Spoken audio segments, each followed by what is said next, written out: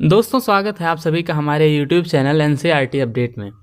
आप सभी को पता होगा कि हमारे चैनल पे ओ लेवल कंप्यूटर कोर्स से संबंधित वीडियोज़ आपको प्रोवाइड कराई जाती हैं।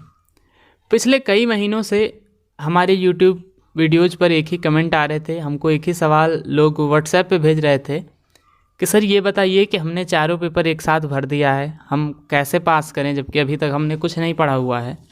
या फिर कुछ लोग ऐसे हैं जिन्होंने एक पेपर भरा है, दो पेपर यानी मॉड्यूल्स अप्लाई किया है और उनका एक ही क्वेश्चन था कि हम कैसे पास करें जबकि हमारा कोई कंप्यूटर बैकग्राउंड नहीं है, कोई हमने कंप्यूटर बहुत विशेष रूप से पढ़ा नहीं है।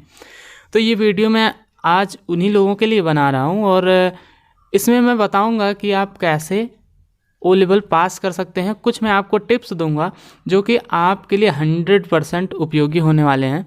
तो इस वीडियो को लास्ट तक देखिएगा और ये जो टिप्स हैं इनके माध्यम से मैं गारंटी लेता हूँ कि अगर आप इनको फॉलो करेंगे तो आप 100% ओ लेवल पास हो सकते हैं। चाहे आपने एक मॉड्यूल में अप्लाई किया हो, चाहे आपने चारों मॉड्यूल एक ही साथ अप्लाई किया हो और आपने चाहे अभी तक कुछ पढ़ा है चाहे ना पढ़ा है, लेकिन अब जो इतना समय आपके लिए बचा है जनवरी वाले एग्ज़ाम के लिए, उसमें आप पढ़कर अच्छी तरह से अच्छे ग्रेड से आप ओ लेवल पास हो सकते हैं। तो चलिए आपको बताते हैं वो 5 टिप्स जिनसे आप ओ लेवल ईजिली पास कर सकते हैं। पहली बात ये है कि हमको प्रीवियस ईयर के ज़्यादा से ज़्यादा क्वेश्चन लगा के जाने हैं या प्रीवियस ईयर के सारे क्वेश्चंस हमको देख के जाने हैं या प्रीवियस ईयर के सारे क्वेश्चन हमको रट के जाने हैं। यानी कि जितने भी प्रीवियस पेपर हैं, आप जितना मैक्सिमम जितने प्रीवियस पेपर आप देख सकते हैं उतने देखिए, उनके आंसर निकालिए, उनके आंसर खुद लिखिए। क्योंकि ओ लेवल का जो सिलेबस है या फिर ओ लेवल का जो एग्ज़ाम पैटर्न है उसमें क्वेश्चंस बार बार रिपीट होते हैं। थर्ड पेपर की बात मैं नहीं कर रहा हूँ, फर्स्ट पेपर के ज़्यादा क्वेश्चन ऐसे हैं जो बार बार रिपीट होते हैं। तो इसके लिए जितने ज़्यादा आप सॉल्व पेपर लगाएंगे या फिर प्रीवियस ईयर पेपर और प्रैक्टिस सेट जितना ही आप प्रैक्टिस सेट के क्वेश्चंस बार बार देखेंगे तो आपके माइंड में वो चीज़ें बन जाएंगी और वो चीज़ आपको याद हो जाएगी। कई बार ऐसा होता है कि हम पूरी पढ़ाई करने के बाद भी सिलेबस के कुछ टर्म से अनजान रह जाते हैं, यानी कि कुछ ऐसी चीज़ें होती हैं जिनका हमने नाम तक नहीं सुना होता है। तो ये जो प्रीवियस ईयर पेपर है या सॉल्व पेपर या प्रैक्टिस सेट है, ये आपकी यही हेल्प करेगा कि कम से कम आप हर चीज़ के बारे में थोड़ी थोड़ी जानकारी रखेंगे। यानी कि अगर हमको थोड़ा सी जानकारी किसी चीज़ के बारे में है तो हम उसको बढ़ा चढ़ा के थोड़ा अपने शब्दों में लिख सकते हैं, तो इससे आपको मदद मिलेगी। अगली बात हम कर लेते हैं कि सिलेबस वाइज स्टडी की मतलब सिलेबस बेस्ड स्टडी का मतलब है कि जो ओ लेवल का सिलेबस है, ओ लेवल का जो सिलेबस है वो लगभग आप सभी ने डाउनलोड किया होगा, नहीं किया होगा तो मैं एक लिंक दे दूंगा, उससे आप ओ लेवल का सिलेबस डाउनलोड कर लीजिएगा। ओ लेवल का जो एग्ज़ाम होता है वो हूबहू सिलेबस बेस्ड होता है, यानी कि सिलेबस से बाहर का कुछ भी नहीं आता है। और ये जो सिलेबस है आपका, ये आपको एकदम छोटे छोटे टुकड़ों में तोड़ के दिया हुआ है, यानी कि एक एक हेडिंग वाइज हेडिंग दिया हुआ है कि क्या आपको पढ़ना है क्या नहीं पढ़ना है। तो आपको जो जो पढ़ना है, अगर आप सिलेबस वाइज स्टडी करेंगे, यानी कि हम सिलेबस से क्या करें, अगर हम आपको गारंटी देते हैं कि अगर आप सिलेबस के चीज़ों को आप गूगल करके भी पढ़ लेंगे तो आपके लिए बहुत हेल्प होगा। मैंने अपनी तैयारी ऐसे ही की थी, कुछ चीज़ें जो प्रैक्टिकली करने वाली थी वो तो मैंने लैपटॉप पे किया था, लेकिन जो थ्योरी वाली चीज़ें हैं जैसे cyber security, cyber crime, first paper की बात मैं कर रहा हूँ, तो इसमें जो लास्ट का 7th चैप्टर है जैसे ई कॉमर्स हो गया, ई बैंकिंग हो गया, नेट बैंकिंग हो गया, ये सारी चीज़ें मैंने गूगल करके पढ़ी हुई थी, जो कि मुझे तो उससे बहुत मदद मिली थी। तो इसलिए मैं कह रहा हूँ जो सिलेबस बेस्ड स्टडी है, यानी कि हम सिलेबस को डाउनलोड करें, उसके एक एक टुकड़े को देखें कि हमको क्या पढ़ना है और उसमें पूरा परफेक्शन प्राप्त कर लें। तो इसका मतलब है कि अगर आप सिलेबस वाइज स्टडी करेंगे, सिलेबस पे आधारित स्टडी करेंगे तो आपकी सफलता 100% तय है। अब इस वीडियो की सबसे इम्पॉर्टेंट टिप्स, सबसे महत्वपूर्ण बात जो मैं आपको बताने जा रहा हूँ कि जो ऑप्शनल है इसमें हम 35+ का टारगेट लेके चलें। यानी कि हमको पता है, आप सभी को पता है कि हर पेपर में 40 नंबर के ऑब्जेक्टिव क्वेश्चन आते हैं और 60 नंबर के डिस्क्रिप्टिव।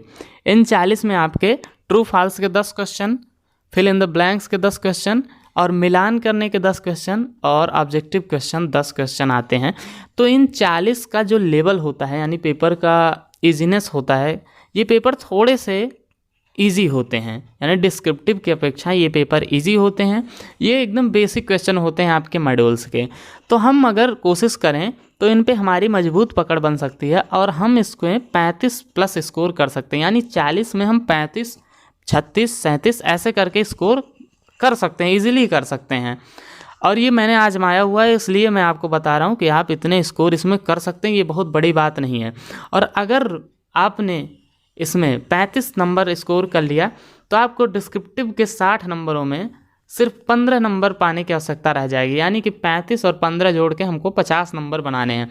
हमको ओ लेवल पास करना है, ये तो है नहीं कि हमको ग्रेड दिखानी है कि हम ए ग्रेड नहीं पाए, बी ग्रेड नहीं पाए।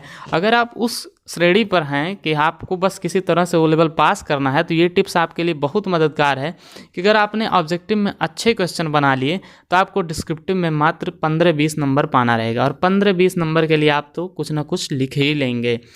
तो ये तब के लिए है कि जब आप कुछ ना पढ़े हों और अभी आप स्टडी स्टार्ट कर रहे हों, तो ये टिप्स आपके लिए बहुत मदद करेगी। क्योंकि आप जानते हैं कि ओ लेवल के एक मॉड्यूल में पास होने के लिए हमको मिनिमम 50 नंबर चाहिए। तो अगर हम 35 नंबर इससे ऑब्जेक्टिव से बना लेते हैं तो हम 15-20 नंबर डिस्क्रिप्टिव में बहुत आराम से पा सकते हैं। तो इसके लिए आपको ऑब्जेक्टिव में 35 प्लस टारगेट लेके चलना पड़ेगा। तो ये आपके बहुत काम आने वाली टिप्स थी। अगली बात कर लेते हैं लैंग्वेज को लेके, यानी कि जो डिस्क्रिप्टिव आंसर्स होते हैं उनको हम किस भाषा में लिखें, किस लैंग्वेज में लिखें, हिंदी में लिखें या इंग्लिश में लिखें। तो इसके लिए आपको एक ही सलाह है कि जिस भाषा में आप कंफर्टेबल हों, जिस भाषा में आप एकदम कंफर्टेबल आप फील करते हों, आप ज़्यादा से ज़्यादा लिख पाएँ, ज़्यादा से ज़्यादा अपने विचारों को एक्सप्लेन कर पाएँ, आप उसी भाषा में लिखें। किसी दबाव में आके इंग्लिश लेने की ज़रूरत नहीं है। जिन विद्यार्थियों को इंग्लिश लिखने में कोई भी दिक्कत होती हो, थोड़ी सी भी दिक्कतें होती हों, आप उसमें सही से अपनी बातों को एक्सप्लेन ना कर पाते हों, तो किसी दबाव में आके अंग्रेज़ी में उत्तर ना लिखें, क्योंकि मार्किंग का इतना ज़्यादा अंतर नहीं रहता है। ये यूपीएससी का एग्ज़ाम तो है नहीं, ओ लेवल का एग्ज़ाम है। इसमें हिंदी और इंग्लिश वालों में बहुत ज़्यादा विभेद नहीं किया जाता है। तो आप जिस भी भाषा में उत्तर लिख पाएँ उसी भाषा में लिखें, ज़बरदस्ती किसी दूसरी भाषा को ना अपनाएं। जैसे मुझे इंग्लिश आती है थोड़ी बहुत, लेकिन मैंने तब भी उत्तर हिंदी में लिखे थे, क्योंकि मैं यूपी बोर्ड से पढ़ा हुआ हूँ, हमेशा मैंने हिंदी में सारे उत्तरों को लिखा है। तो मैंने हिंदी में लिखा और मेरे नंबर ठीक ठाक आए हैं। 4th पेपर में तो मेरे एस ग्रेड आए हैं, यानी कि सबसे बेहतर ग्रेड एस ग्रेड होता है। तो हिंदी इंग्लिश में मुझे तो नहीं लगता कि कोई फ़र्क किया जाता है, इसलिए आप जिस भी भाषा में कंफर्टेबल हों उसी भाषा में उत्तर लिखें। ऐसा नहीं है कि आपको कोई कह रहा है कि इंग्लिश में नंबर ज़्यादा मिलते हैं, हिंदी में कम मिलते हैं, या फिर इंग्लिश में लिखिए। हिंदी वालों को कुछ लोग अफवाह उड़ाते हैं कि हिंदी वालों के साथ बहुत बुरा होता है, उनकी कापियाँ नहीं सही से चेक होती हैं, लेकिन ऐसा नहीं है। मेरे बहुत सारे दोस्तों ने भी हिंदी में ही पेपर दिया था और वो पास हुए, अच्छे नंबरों से पास हुए। जिसमें भी मतलब यानी जिस भाषा में भी आप अपनी बातों को व्यक्त कर पाएँ, ज़्यादा से ज़्यादा सहजता से अपनी बातें लिख पाएँ, आप उसी भाषा में उत्तर लिखें, आप निश्चित रूप से ही सफल होंगे।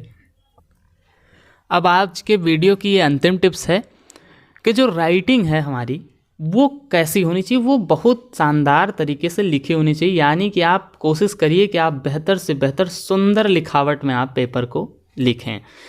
जो डिस्क्रिप्टिव आंसर्स हैं उनको आप सुंदर लिखावट में, सुंदर अक्षरों में लिखें, क्योंकि जो कॉपी होती है वो लाइनिंग वाली नहीं होती है, वो सादी कॉपी होती है।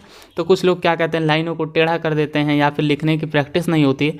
तो हम कोशिश करें हैं कि हम कम लिखें, सुंदर लिखें। ये मैंने कई एग्ज़ाम में आजमाया हुआ है ये कि सुंदर अक्षरों में कम लिखा हुआ गंदे अक्षरों में कितना भी ज़्यादा आप लिख लें उससे ज़्यादा प्रभावशाली होता है। यानी कि जो एग्जामिनर होता है उसके दिमाग में सकारात्मक वो पड़ता है कि हाँ ये सुंदर लिखा गया है तो इसको हमको पूरा देख लेना चाहिए। यानी कि आप जितना कोशिश करें, जितनी भी सुंदर लिखावट में आप लिखते हो उतनी ही सुंदर लिखावट में आप लिखें, और साथ में आप ध्यान दें कि आपको डायग्राम, फिगर आदि बनाते हुए चलना है। अगर आपको अच्छा नंबर स्कोर करना है, अगर पास ही बस होना है तो उसमें तो कोई बात नहीं, आप 35 इसमें करके 15 उसमें करके ये सब तो कर ही सकते हैं। लेकिन आपको अगर ओ लेवल में अच्छे मार्क्स भी चाहिए तो आप ये कर सकते हैं कि आप साथ साथ में डायग्राम्स बनाते हुए चलें। जैसे कोई भी चीज़ आपको थोड़ी सी भी पता है तो उससे रिलेटेड आप डायग्राम बना सकते हैं। जैसे मेरे जब मैं एग्ज़ाम दे रहा था तो उसमें कंप्यूटर के जैसे इनपुट डिवाइस, आउटपुट डिवाइस, तो उनका रेखांकन करना था, तो वो मैंने डायग्राम बनाया था। फिर मैं हर क्वेश्चन में थोड़ा बहुत बना देता था, ताकि उससे एग्जामिनर को पता चलता है कि हाँ इसने बस रटा हुआ नहीं है, इसको समझ भी है इस चीज़ की। तो आप डायग्राम की हेल्प लेते हुए, थे चित्रों की हेल्प लेते हुए आप आंसर्स को लिखिए, तो इससे आपको अच्छी मार्किंग होगी आपके पेपर की। तो ये रही आज के टिप्स, ये निश्चित रूप से आपको काम आएंगे और मैं 100% गारंटी लेता हूँ, अगर आप इन टिप्स को फॉलो करेंगे तो आप ओ लेवल न सिर्फ पास होंगे बल्कि अच्छे ग्रेड से पास हो जाएंगे। साथ ही साथियों, अंतिम टिप्स मैं आपको दे देना चाहता हूँ कि आप कोई स्ट्रेस मत लीजिए। ये एक सिर्फ ओ लेवल के एग्ज़ाम के लिए नहीं, ये हर एग्ज़ाम के लिए आपके लिए फ़ायदेमंद होगा कि आप किसी स्ट्रेस में मत रहिए। आप ये सोच के चलिए कि जितनी आपकी पढ़ाई हुई है, जितना आपने पढ़ा हुआ है, उसी में से आपका क्वेश्चन आने वाला है और आप निश्चित रूप से पास होने वाले हैं, ऐसा आप मान के चलिए। तो ये आज का वीडियो आपके लिए निश्चित रूप से मददगार साबित होने वाला है। तो अगर आप चैनल पर नए हैं तो प्लीज़ चैनल को सब्सक्राइब कर दीजिए। मैं आमतौर पर हर वीडियो में ये बात नहीं करता हूँ, लेकिन मुझे पता है कि इस वीडियो से आपको फाइनली मदद मिलने वाली है।